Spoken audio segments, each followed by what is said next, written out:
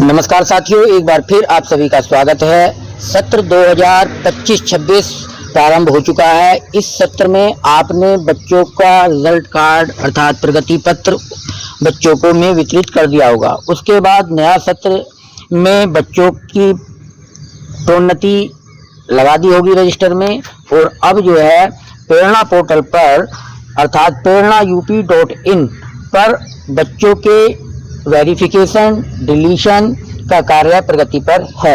यह कार्य आप प्रेरणा पोर्टल से कर सकते हैं तो आप प्रेरणा ऐप से इस कार्य को कर सकते हैं, अर्थात प्रेरणा डीबीटी ऐप से, न कि प्रेरणा ऐप से।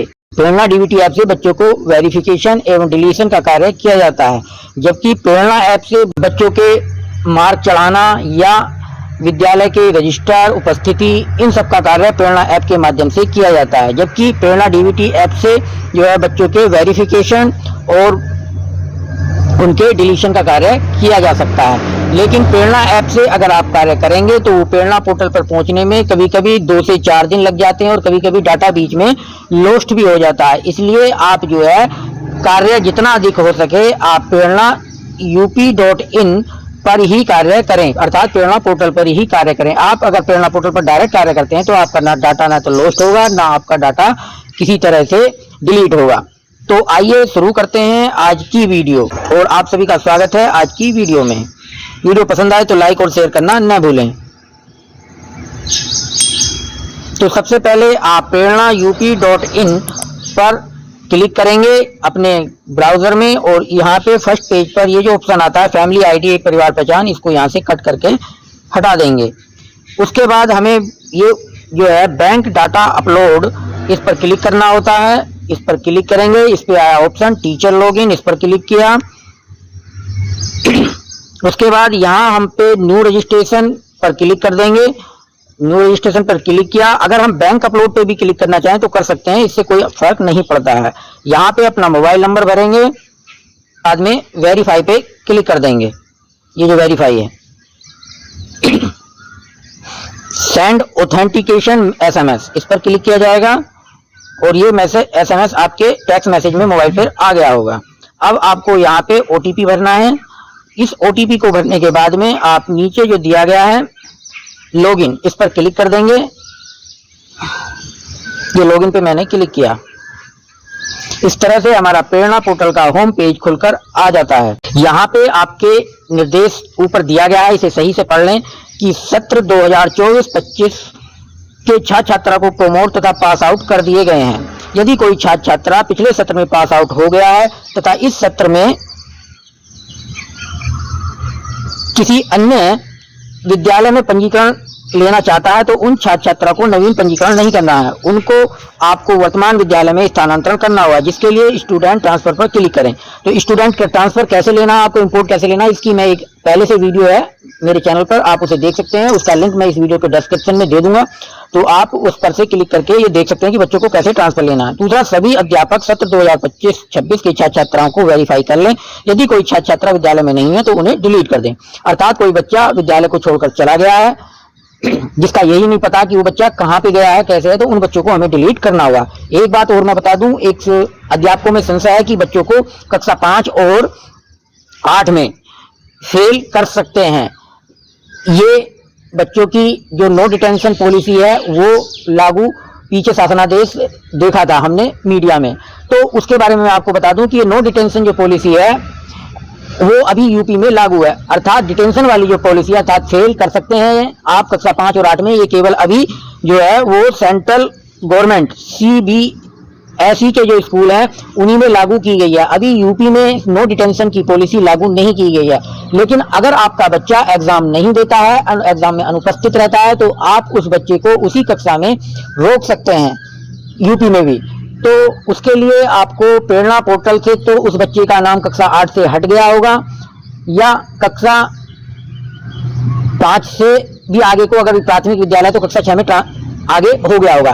तो उसके लिए आपको यही करना है कि प्रेरणा पोर्टल, सबसे पहले आपको उस बच्चे को प्रेरणा पोर्टल से डिलीट कर देना है और उस बच्चे को आपको जो UDAIS पोर्टल है उस पर भी जो है रिपीटर के रूप में दिखाना होगा।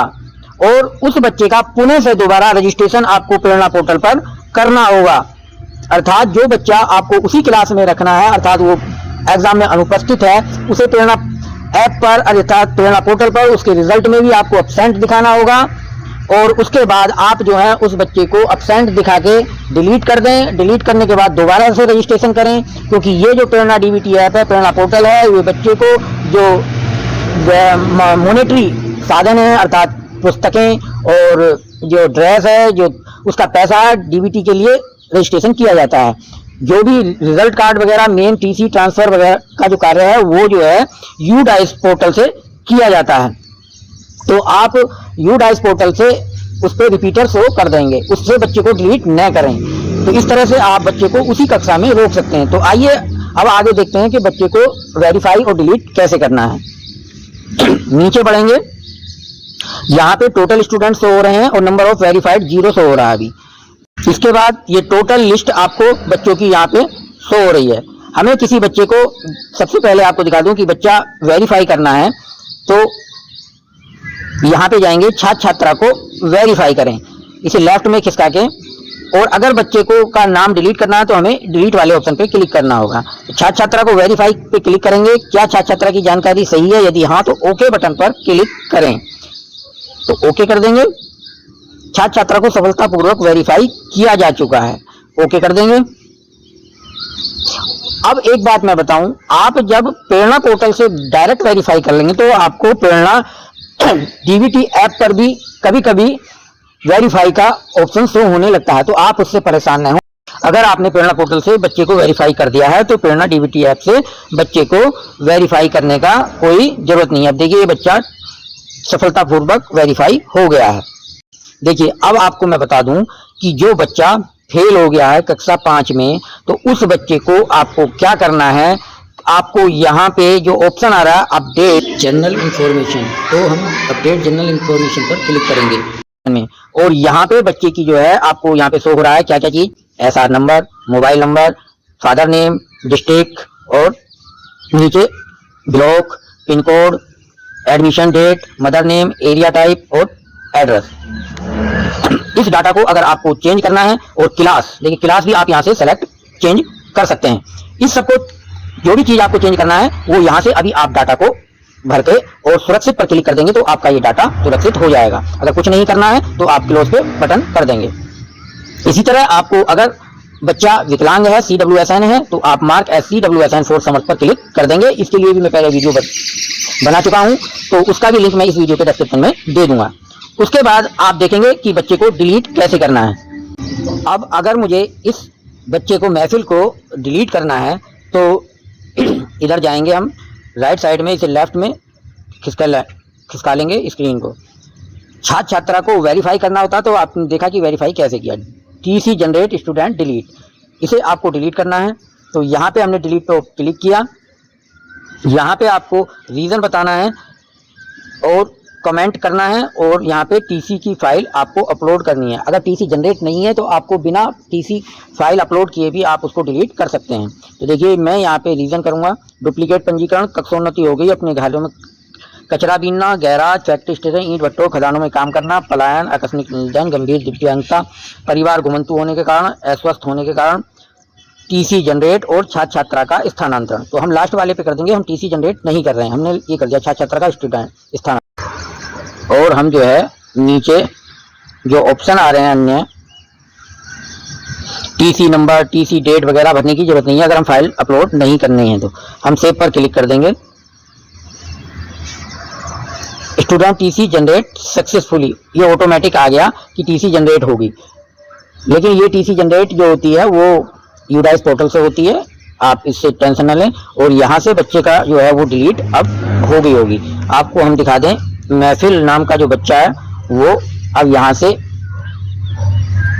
हट चुका है। वो अब देखिए यहाँ से उस बच्चे का महफिल का नाम गायब हो चुका है, उसका नाम यहाँ से डिलीट हो चुका है। बच्चे को डिलीट करने के बाद आपको प्रोसेस को बताने के बाद एक बात महत्वपूर्ण आपको मैं बता रहा हूँ कि बच्चे को डिलीट करने से पहले एक बात का ध्यान कर लें कि बच्चा इस बार पोर्टल से अगर आप डिलीट कर देते हैं तो उसे रोल बैक की प्रोसेस नहीं है, वो रोल बैक वाले ऑप्शन पर नहीं जा रहा है, वो परमानेंट डिलीट हो रहा है। इसलिए अगर जिस बच्चे को आप डिलीट करना चाहते हैं तो उसे सोच समझ कर डिलीट करें, उसके बाद अन्यथा आपको उसका पुनः रजिस्ट्रेशन प्रेरणा पोर्टल पर करना होगा। एक चीज़ और मैं बता दूं आपको, देखिए कि जो बच्चा वेरीफाई हो चुका है, जिस बच्चे को वेरीफाई कर चुके हैं, उसके आगे ये ग्रीन वाला आ जाता है कि आधार सफलतापूर्वक सत्यापित हो चुका है, जबकि अन्य के सामने जो है आपको ये लिखा हुआ आएगा कि छात्र छात्रा को वेरीफाई करें, ये वाला ऑप्शन आएगा। तो इस तरह से आप यहाँ से बच्चे को जो डाटा है उसे अपडेट कर सकते हैं, वेरीफाई कर सकते हैं, डिलीट कर सकते हैं। इसके अलावा भी आपको कोई प्रॉब्लम होती है तो आप कमेंट बॉक्स में कमेंट करके अपनी बात रख सकते हैं, मैं कमेंट के द्वारा ही आपकी समस्या का हल कर दूंगा। तो इस वीडियो में इतना ही। हमारे साथ बने रहने के लिए आप सभी का धन्यवाद। फिर मिलते हैं एक नई वीडियो के साथ, तब तक के लिए नमस्कार।